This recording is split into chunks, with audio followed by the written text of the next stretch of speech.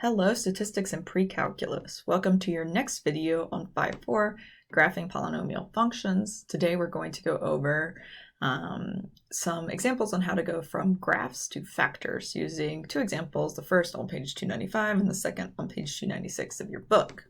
Before we get started though, I want to introduce you to a new form that you can write polynomials in called intercept form, in which each x is actually subtracted, or a whole number is subtracted from each x. So here we would call each of these x minus x whatever in parentheses as factors. This a is a constant in front of the entire polynomial, which is a real number. And then each of these x sub 1, x sub 2, etc. are also real numbers that are being subtracted from x. So in intercept form, you can tell the degree of the polynomial from the number of factors there are. So here we have 1, 2, and if these ellipses weren't there, 3 factors, which means we have a degree of 3 or a cubic function. So the intercept form is actually pretty powerful, and it can tell us a lot about what a graph looks like, which we're going to learn through looking at some examples. So our first graph here looks like this. So a couple of things we want to note is the intercepts first. So we have 3 x-intercepts at -2, 0, and 2. We have 2 turning points. So what a turning point is where the graph changes directions. So these happen in between x-intercepts. So we know that at -2, we cross the x-axis, but by 0, we have to get back to the x-axis. So we have to turn around or change our directions, which forms this turning point. The same happens between 0 and +2. Now, a turning point can either be a maximum or a minimum. So here we are at a maximum. Here we are at a minimum. They can also be global or local. Both of these turning points are local.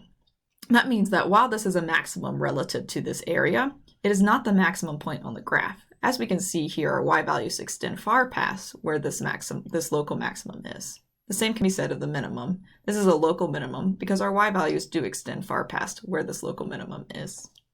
So the cool thing is that if we look at our polynomial function in intercept form, we could have told you a good bit about what this graph was going to look like. The first thing to notice with our polynomial here is that we have 1, 2, 3 factors and 1, 2, 3 intercepts. So your polynomial in intercept form tells you how many intercepts there are. It also tells you where they are. So this first term can also be looked at as x minus 0. So our first intercept, 0, right here. Our next intercept is 2, right here.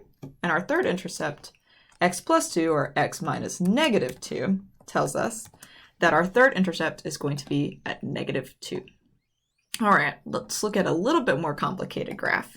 So here what we've done is actually not changed anything except for we squared our first term.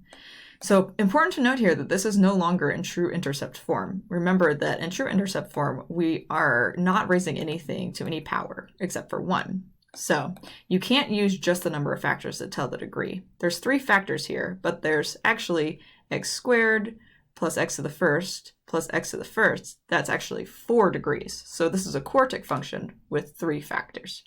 So we're actually going to have 1, 2, 3 3 intercepts still. But it is going to look a little different. Now, our intercepts are still in the same place at 2, at -2, and at 0. But you'll notice that here we don't actually cross the x-axis. This turning point at 0 is what we call a point of tangency. So this happens when the the term that tells us where this intercept is raised to an even number. So in this case, it's squared, or it's raised to the second power. So we know that we're going to have a point of tangency. Both of these factors are raised to the first power, which is odd. So we're going to cross through the x-axis there. Another thing to note is that while this is another local maximum, this graph actually has 2 global minimums at our 2 turning points here. This is because our graph does not extend any lower than at these 2 points. So this graph has 3 turning points, and 2 of them are global minimums. 1 of them is a local maximum. So we've learned 3 things from this. The first is that each factor in intercept form produces 1 intercept. So like this, we had 3 factors, 3 intercepts, and here we also had 3 factors and 3 intercepts. We also know that the real numbers we are subtracting from x tells us where these intercepts are. The second thing we know is that a factor raised to an odd power means that we're going to cross the x-axis at that intercept. And a factor raised to an even power means we're going to have a point of tangency. See the difference between our x-intercept at 0 in this graph and our x-intercept at 0 at this graph. Finally, we can tell the total number of turning points, or maximums and minimums in the graph, by taking the number of intercepts and subtracting 1, and then adding the number of points of tangency. So here we have 3 intercepts, minus 1 is 2, and we have no points of tangency, so minus 0. So we should have 2 turning points, and we do. Here we have 3 intercepts, minus 1 is 2, but we also have 1 point of tangency, so we're going to add 1. So we should have 3 turning points in this graph, and we do.